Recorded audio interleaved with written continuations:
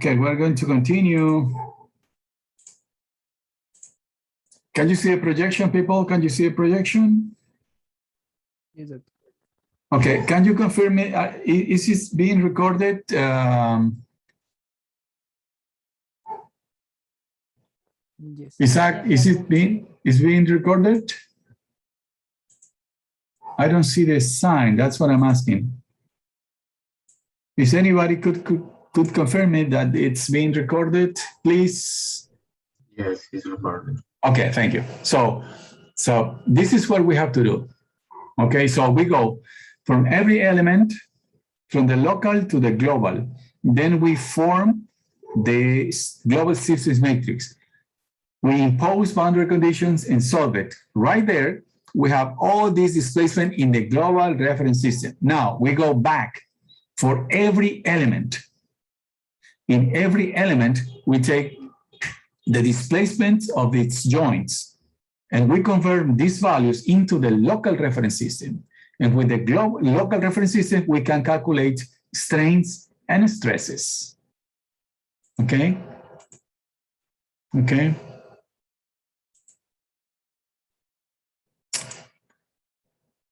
So this is what we deduced a couple of sessions ago.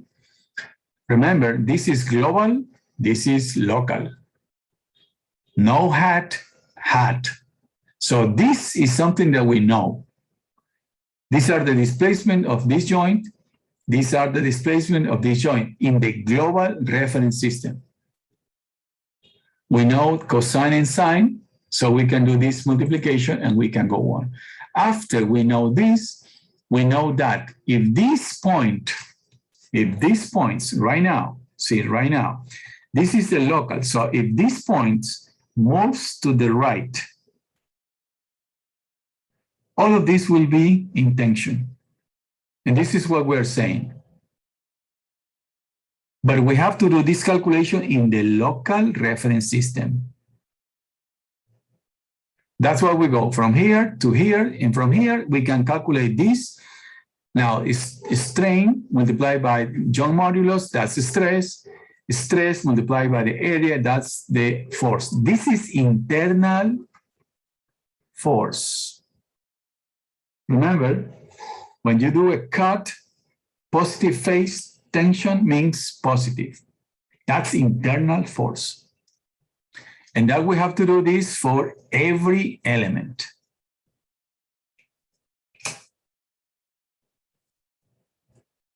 So that's the solution that we have before in the global reference system. Okay. Now, for example, for element 1, this is a transformation matrix. Okay, so this is cosine. This is cosine, sine, minus sine, cosine. Cosine, sine, minus sine, cosine. That's the transformation for the first element. And now we see that we have joint 1 and joint 2. So this is the displacement of joint 1 and joint 2.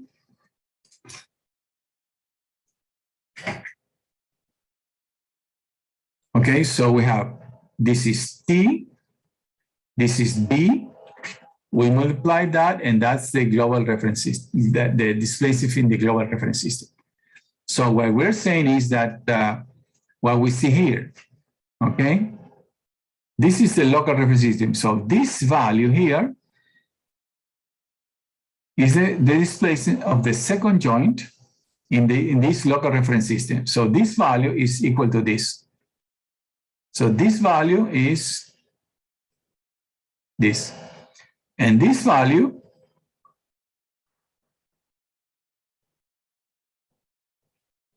and these two correspond to this value here.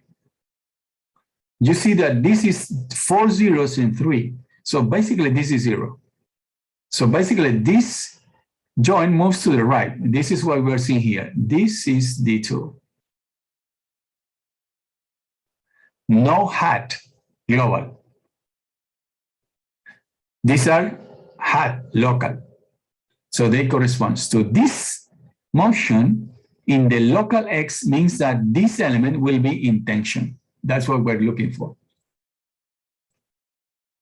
We have to do this for every element. Once we know that, we can calculate epsilon multiplied by E, that's sigma, multiplied by area, that's internal force.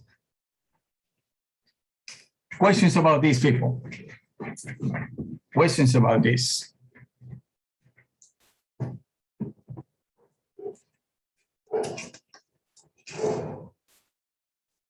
No? Okay. If we do this, these are the 4 internal forces that we can calculate. The internal force for element 1, this is internal forces, people. So this is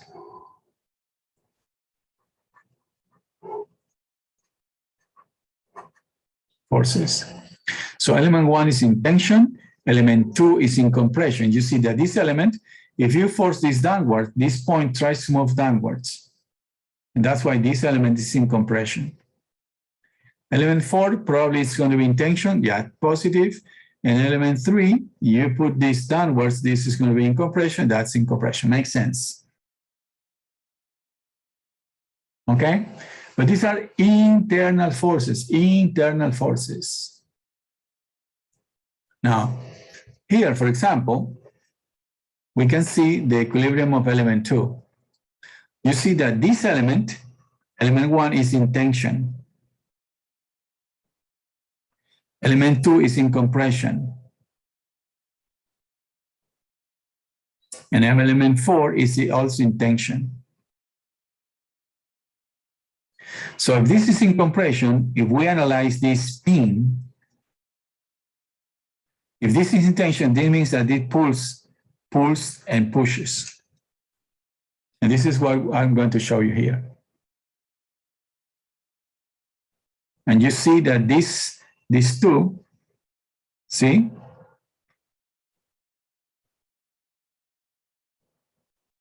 These two cancels this one. And this one here cancels that. This cancels that. And combining these two cancels this one.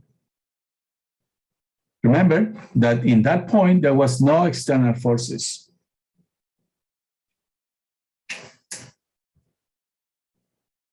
Questions about these, people? Questions?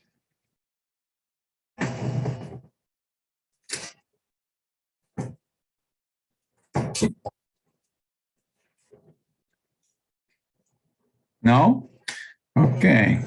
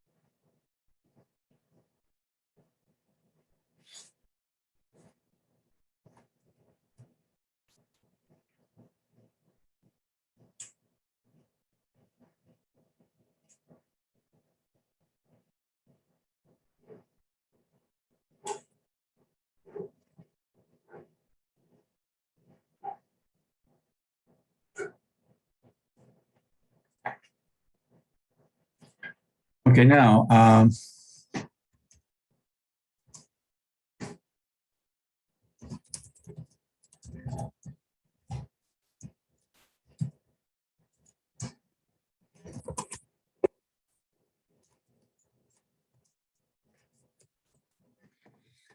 okay, the first thing I wanted to emphasize is that if you want to implement this in a computer program, that's in your homework, okay, remember that you have to do is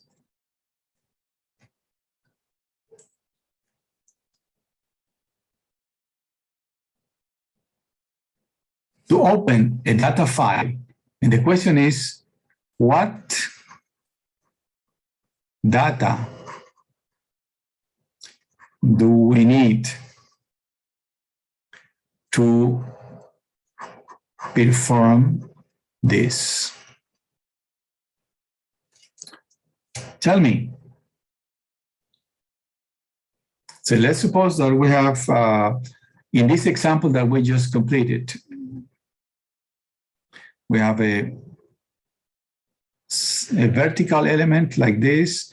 We have a cable, another cable, and another boom like this. Okay, what elements, what information do we need? Mr. Sanchez, what elements do we need? So what we do first is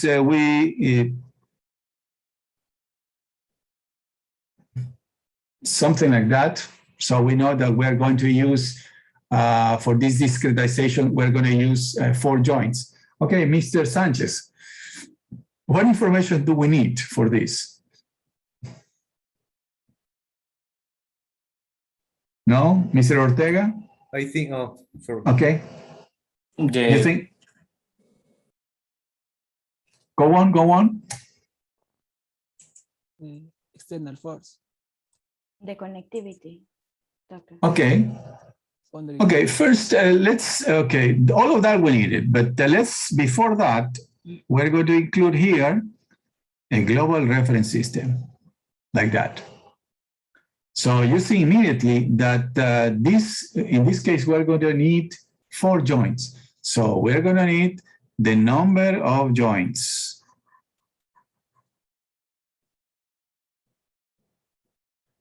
For each joint, we're going to use the position of joints. So we go xi, ji, I'm sorry, y, for each of one of the joints. So let's call this n.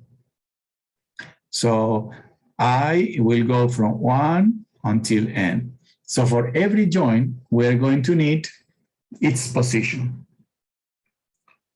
What else? We're going to need, how many elements do we need for this discretization? Number of elements. Let's call it M. Okay, now somebody mentioned connectivity. Okay, so we know right now, how do we call each one of these joints? And we know its position. We go to the connectivity table. So with this, we mean that for each element,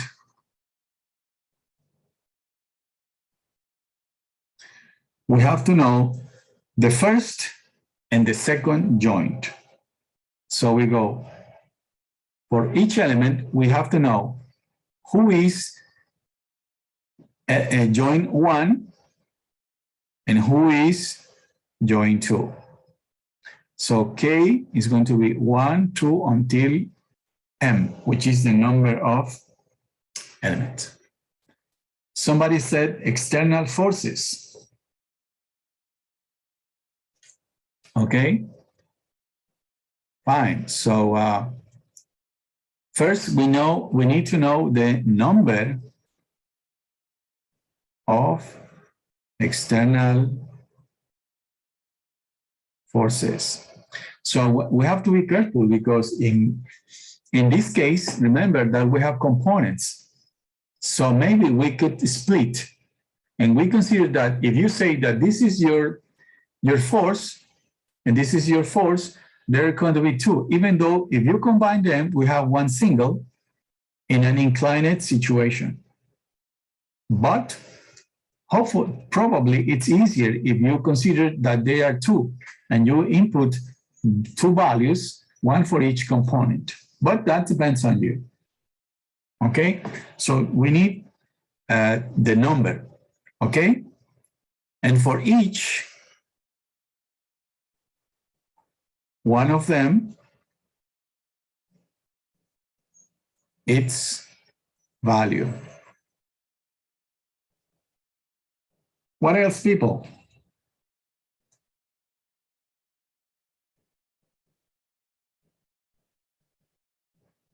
Anybody else? Dimension of the element. No, because if you give the position and you know what is joint 1 and joint 2, with the positions, you can calculate the length and also you can calculate the angle. So I don't think you need the length and the angle. You can calculate it with this. Anybody, anything else, please? At least one value of the force. No, force I already have here, external forces.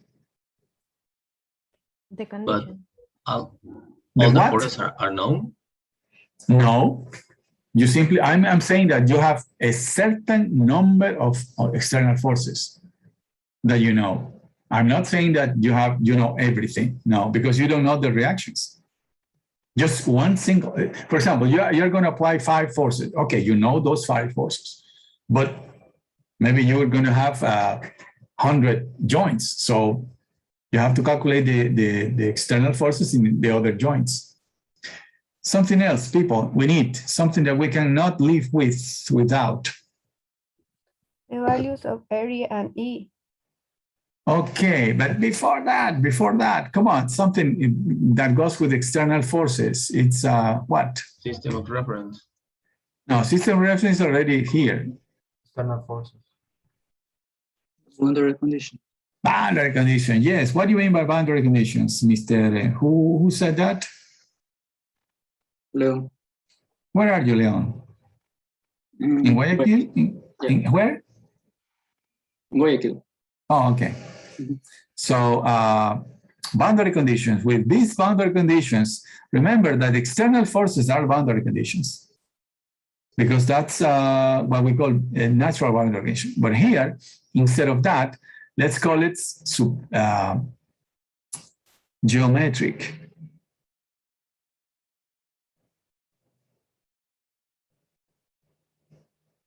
So we have to know is the number of supports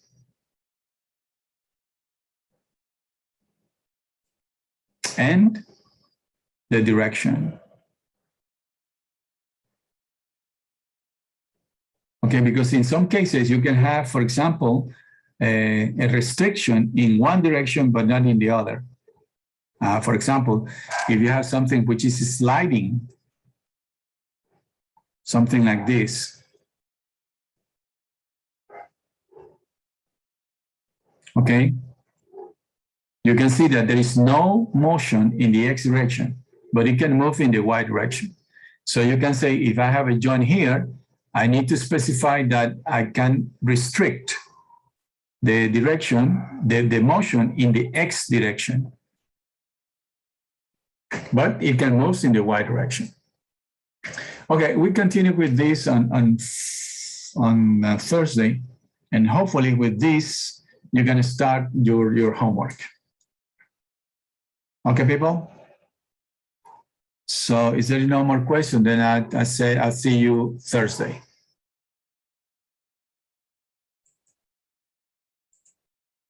Okay? Thank you. You're welcome.